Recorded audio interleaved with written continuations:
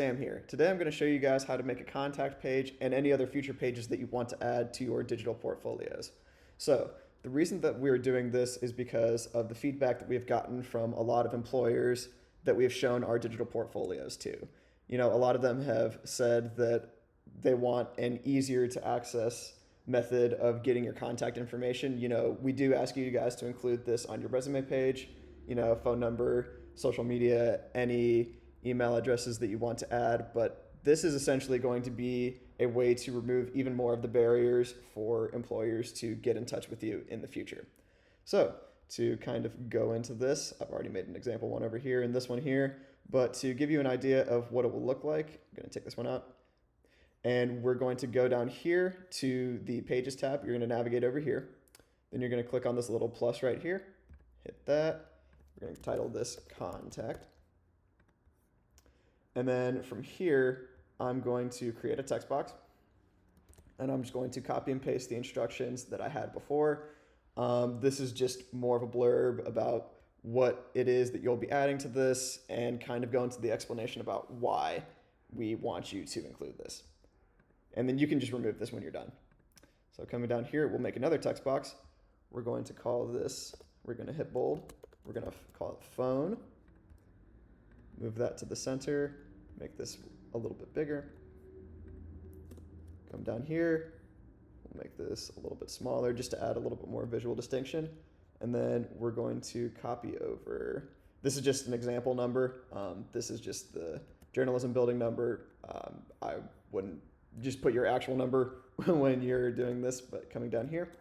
So to give you an idea of what that will look like, I'm going to copy this and then get rid of that. So what you're going to do is type in tell, and then it's very finicky about spacing. So you'll just straight up copy and paste your number or type it as you see it right here. You'll hit apply. So once it does that, you're going to go into preview. And when you click on it, it should pop up this if you're on Mac, or it should pop in some kind of Google call, maybe some type of interactable with Microsoft. But essentially, you'll know that you've gotten the contact information right or the phone number right when you see something like this. I'm going to cancel that, head out of preview. Okay, so next we're going to I'm going to show you a little time-saving thing. You'll just see this little bar here. You'll click duplicate. Then you'll type in email. And now we're going to copy and paste an email. I'm just going to use my email, but I'm going to walk you through this process. Okay, so you'll see my email right here. We're going to highlight that for the purposes of this. Going to unlink it if we can. Yeah, just get rid of that. Okay. So then when you highlight it, if you have your email typed in correctly, you should just be able to hit Control or Command K, and it'll hyperlink itself. So then that way, when you click on this, you'll see the little mail to symbol. And then it should pop up if you are typing it in correctly. If you don't see that working, then just type in this command, the mail to : and then no space, and then it should work that way. So that's how you do the email. And then finally for social media, we're going to just call this social media.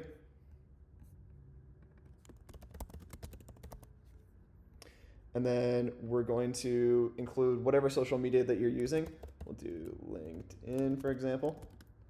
And then you could just put Sam, the journalist. That's just the one that I've been using. You know, obviously you'll put in your LinkedIn whenever, or you'll put in your social media for whatever the username is. Then Instagram.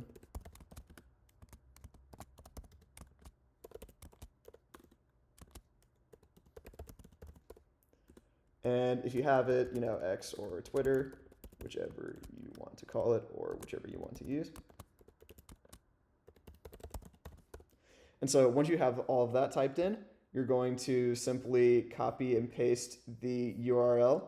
So let's say, for example, Instagram. Just copy and paste that, and you'll just copy and paste your own username. So you're going to do you're going to hit Command K or Control K, whichever you're on. You'll just copy and paste that URL, and then it'll hyperlink it to that. The other way that you can hyperlink, if it will allow me to show you, is to copy it. I will unlink that for a second. And interesting. Okay, it's not letting me show you right now, but essentially what you'll do is highlight this, either hit Control K on your keyboard, or you'll hit Command K if you're on Mac. And then it should populate it like this. And so you'll do the same thing for each of these social media, and yeah, you'll be good to go on that. And again, you know, if you're trying to check these links, just hit preview, and you'll see them down here. You'll be able to click on them. It'll take you to the respective link if it worked correctly. If not, we will work from there. So once you have this done, I'm just going to get rid of this example one. You'll then click on these. I had this removed just to show you guys for the explanation, but you'll see where it says show in navigation. That's how you'll know that you've done it right, because it'll appear up here, and you can change the order that it appears in, like that, and it'll reflect on your Google site.